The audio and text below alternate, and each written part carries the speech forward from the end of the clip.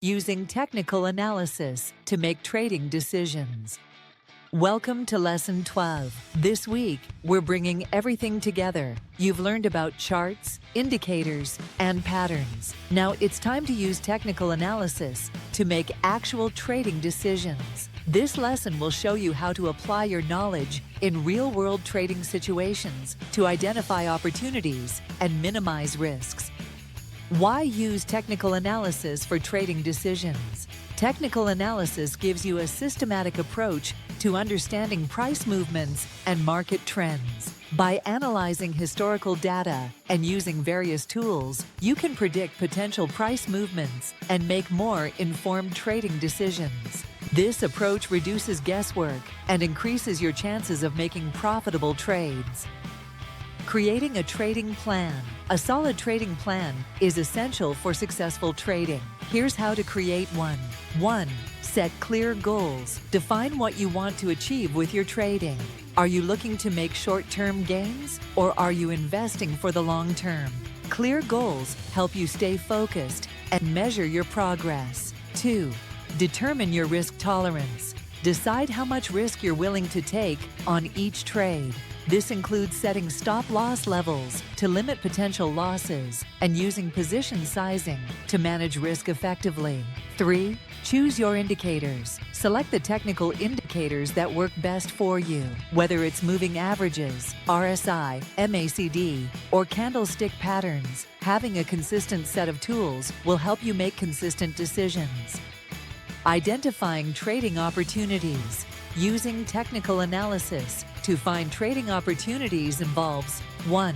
Trend analysis. Use moving averages to identify the direction of the market. An uptrend is when prices consistently make higher highs and higher lows, while a downtrend is the opposite. Trading with the trend can increase your chances of success. 2. Support and resistance levels. Support levels are prices where an asset tends to stop falling and bounce back up, while resistance levels are prices where an asset tends to stop rising and fall back down.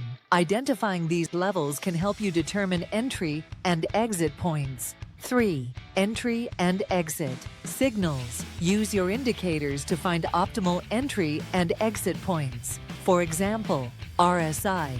Buy when RSI is below 30, oversold, and sell when RSI is above 70, overbought.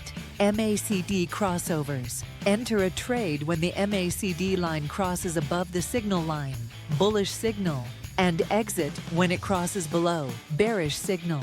Candlestick patterns. Look for reversal patterns like hammers or shooting stars to enter or exit trades. Backtesting your strategy. Before trading with real money, backtest your strategy using historical data. This helps you see how your approach would have performed in the past and allows you to refine your strategy. Action plan for the week. 1. Define your goals. Clearly outline what you want to achieve with your trading. Set specific, measurable, and realistic goals. 2. Assess your risk tolerance. Determine how much risk you're comfortable with and set stop-loss levels accordingly. Decide on your position sizes to manage risk. 3. Select your indicators. Choose the technical indicators you will use consistently.